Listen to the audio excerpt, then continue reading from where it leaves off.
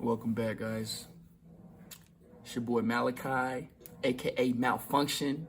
Welcome to Malfunction TV, or I Am Me. Man. You know, I had a best friend in high school, like most of us, right? Who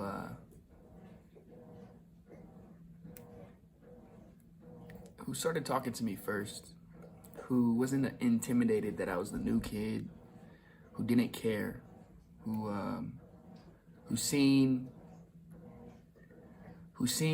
me for who I am and just accepted it. And man, let me just say that this young man was incredible. And today's video is gonna be talking about that. It's gonna be talking about that. Before we get into it though, go ahead and hit that link in the description if you like to learn from my mentors to grow your YouTube channel more effectively with authentic views and how to do thumbnails and how to do keyword searches, all that good stuff. Go ahead and hit the link in the description. Story time. So this is 2009, and I just moved to Colorado from Las Vegas, living with my grandparents, and new kid at school, man. New kid at school.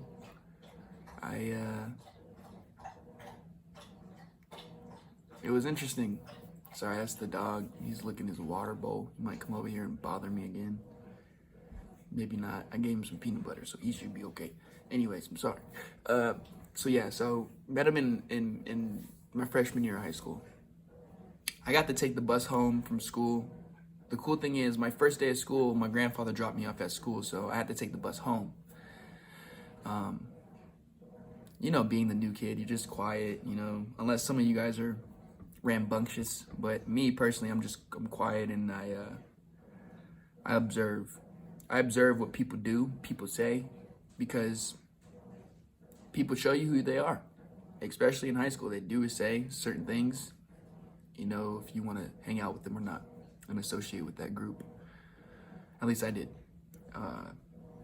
And so I remember this one kid, I had him in English class, but never really talked to him or nothing. But I remember standing up and I was just like, "Hey, I'm Malachi. I moved from Colorado. I moved from Las Vegas. What's up? How you guys doing? I'm 14 or whatever." And this young man, the whole day I wasn't, nobody was talking to me or nothing like that. It was just me. I'm quiet. I had a bald head and whatnot, but anyways, it's end of the school day, and I think I was just mad. I think I was just mad because, new school, new environment, new people. I moved so much, so it's just whatever. Opening up was really hard because I didn't know if I was gonna move again, and so I just ignored people. And so I remember getting on the bus, and everybody's seat was already filled. I think I was the last one on the bus because I didn't know where the buses were. And so every seat was filled, and I was just damn, I can't sit here, can't sit here, can't sit here. I'm just walking in the back. And then Devin, out of nowhere, just is "Yo, bro, hey, you can sit with me." And he's always had this big ass backpack. Everything you ever needed was in this backpack. Food, baby wipes, freaking tools. Literally, Devin had fucking everything in his backpack. And so he moves his big ass backpack, and I didn't want to sit down at first, but there was no other seats, so I was just fuck it. And when I sat down, I looked away from him. I wasn't engaged in conversation with him. I was looking away from him, and I was just ignoring him because I didn't want to talk to anybody. And then he just started talking to me, opening up, asking opening questions, and just finding out who I am. And at first it was annoying because I was dude, I don't even know you. Leave me alone. But then after a while, that's all I wanted, I guess. It was somebody to just talk to me, and just make me know that things are okay. And so that's what he did. And that was the first day I ever met him. And we started hanging out every day. And it was just freaking awesome. It was a really blessing. And today we're gonna just talk about how to cope with losing your best friend in life. So, because that's a hard topic. And I knew that man since my freshman year, so only like 3 years, going on to 4 years in my senior year. But that man, he took his life 3 days in my senior year. And oh man, I still feel it though to this day. And that was 2012, like the start of our senior year. Because we were going to graduate in 2013, and then 2012 comes, 3 days into our senior year, man. He takes his life, and we're going to talk about how to cope with it, because I didn't know how to cope with it when it first happened. I was smoking a lot of weed during the time. And I remember Devin would be getting in trouble sometimes, and he'd be like on restriction from his mom, couldn't smoke weed, and she would always like drug test him. So just in case he did smoke weed, she'd know. And I think he was on probation as well for tagging still, so he couldn't smoke weed anyways. But he was smoking spice, and I remember I just started smoking spice with him, just so I can, still hang out with my best friend and not have to smoke weed and tempt him to smoke weed and get him more in trouble. And I don't do it. Don't do spice. That shit's fucking stupid. It's retarded. It's ridiculous. It's not. If you can still get it somewhere, don't fucking do it. It's stupid. And anyways, yeah. So. Man, I used to smoke a lot of weed. That's how I first started to cope with it, because I didn't have like a gym membership. I was still in high school. I didn't have a car. He was literally my only best friend. It was Devin Scott and Devin Patterson. My junior year, that was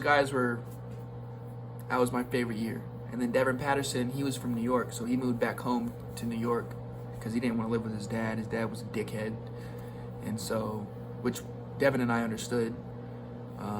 Our plan was to move out altogether and get an apartment, which, looking back, we should have did. But one of us didn't have a job, so I don't think we felt comfortable or ready. But yeah, so I started smoking a lot of weed when he passed away. And you know what? Weed just wasn't doing it. And to say the least, I don't know.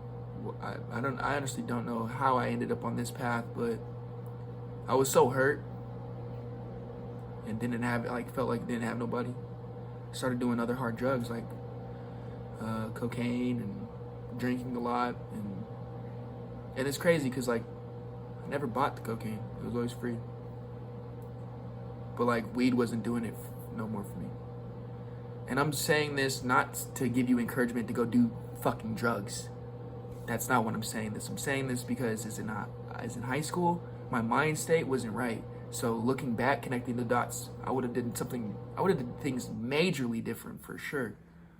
I wouldn't have went into drugs. I wouldn't have been feeling sorry for myself. I wouldn't have been, like feeling guilty about him dying. I wouldn't be feeling like fuck, bro, I lost my best friend. Poor me. Like I would take that energy, and this is now. This is now. Like this is me 10 years later now. Almost 10 years later now. I'm working out. If I feel depressed even a little bit, I'm going to the gym, or I'm gonna hit some push-ups in my house, or I'm gonna do pull-ups in my house, or I'm gonna do something. I'm gonna activate my body somehow in order to keep going in life. Because I remember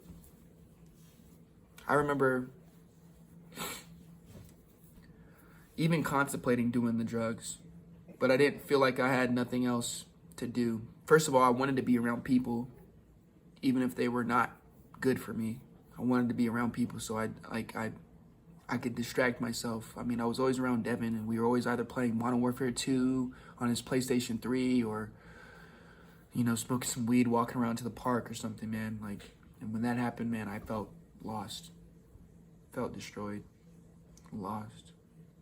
And the day that he did pass away, it was just really weird. The 3 days leading up, it was really weird. He did get bullied. I don't know if that's one of the reasons why he passed away. I don't know. But he also got in trouble with his mom, and it was just a whole bunch of shit, man. And I do wish I could ask him questions, but how I would cope with it now would be definitely working out. I would definitely go outside, take walks. I would ground myself in some grass, you know, barefoot, or, you know, I would meditate. I would try to do things to get not necessarily get my mind off it, but make my mind stronger, make my body stronger, you know? So if anything like this happens again, that I know how to handle it. I know how to be like, okay, well, not necessarily handle it, but I know how to manage it a lot easier and more effectively than I did. Because let's be honest, losing somebody is not fucking easy. It's hard as shit. Whether it's grandma, grandpa, sister, brother, friend, fucking dog, your family dog, whether it hurts. It hurts, it doesn't feel good, and it sucks. So, you know, another thing I definitely tried was therapy. I'm not gonna lie, I tried therapy because that shit was really like, it was hard for me. Like, nobody's child is supposed to go before the parent. Nobody's child. I don't care if the parent is 60 years old, 70 years old, and the child's 40 or 30. I don't care. The child's not supposed to go before their parent. Period. Period. They're not. And so I did therapy.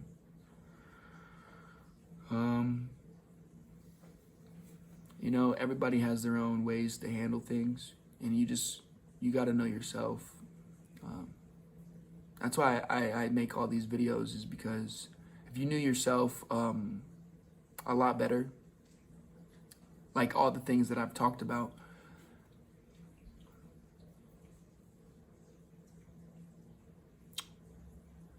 things would be a lot better. If you knew yourself how to recognize your patterns and habits, and knew before you fell into a dark place that you're about to fall into a dark place, you can do everything to avoid that. Or, you know, sometimes the best thing is to go to that dark place. You know, and search for your own light on how to get out. I've been in pretty dark places in my life, metaphorically speaking. But you know what's crazy? Like I said, like, meditation's helped me a lot. It's to become familiar with. And who are you becoming familiar with? What are you becoming familiar with? Yourself. So like I said, if you know those patterns that you need to change, you know those habits that you need to change, or even if you know if you're about to be upset and you know you're about to be triggered, those are good things. Those are good signs, because now you know how to now you know how to like handle it, manage it, without you being emotionally attached to it, you know, without being responsive. Losing your best friend is difficult, whether it's a parent, a friend, a family, a dog. It hurts. But I think the worst thing that you can do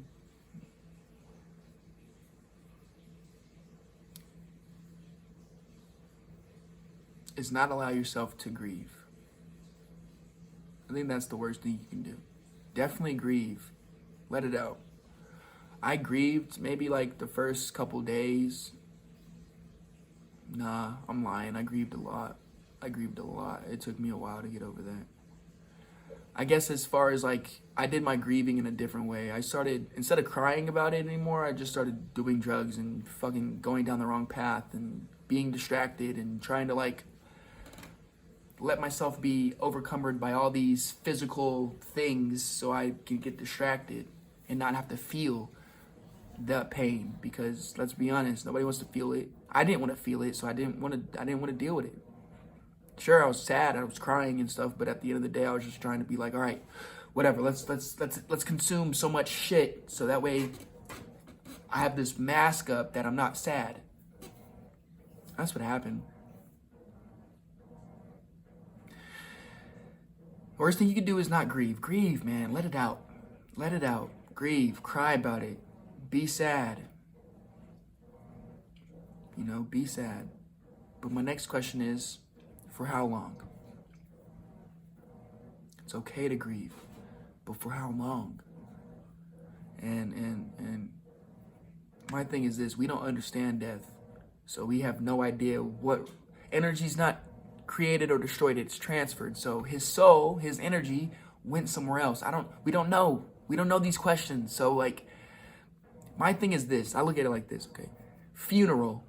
If you spell funeral, F-U-N-E-R-A-L, funeral. What's the first fucking 3 letters in funeral? Is it the prefix? Yeah, it's the prefix. What's the prefix? It's F-U-N. It's fun. So it's just something to change your paradigm up. Death isn't scary. It takes a loved one away from you, but you don't understand the concept of it. So it's like, and like words mean stuff. Words are spells. So if funeral has F-U-N, fun, in the beginning, who are we to think that it's not something that's actually really like not beneficial, but like something that's not, I can't explain it. It's an experience, guys. You can't explain that. But I understand, like, I don't think Devin's in pain. I think he's still watching over his family over here. I still think he's around us. Like, I could feel him sometimes, and I fucking miss him, but we don't know about death. We can die and it be like a dream. As soon as I die and be like, damn, what up, Devin? He'd be like, dude, it's only been like an hour. Like, damn, you're here? Like, we don't know, man. We don't know. All I do know is that I will see him again. I will give him the biggest hug, and I just know I'll give him a hug, because I miss him that bad, because he means that much to me, you know. At least he still does, but it's hard now, because you've 10 years, you know, you met other people, but you can't forget what you've had. But I'll give him the fattest hug.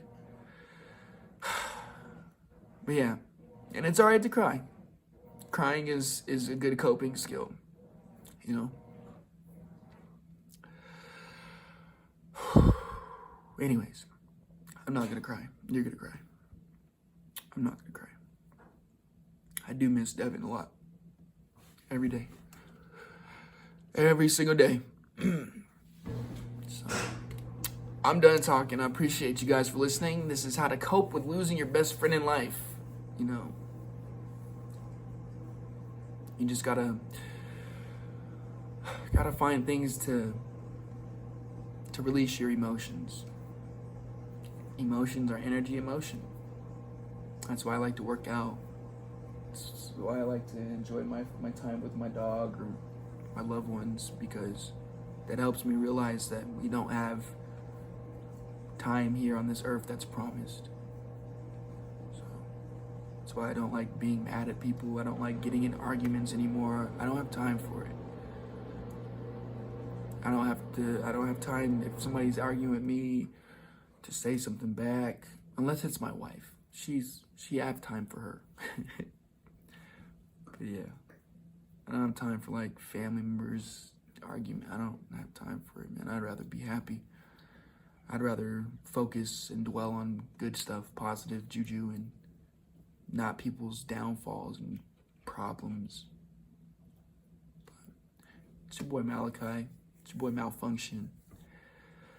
I appreciate you guys for listening. My apologies if the background noise is loud. Doing laundry. So, anyways, I love everybody. Have a good day, and I'll see you tomorrow. Peace.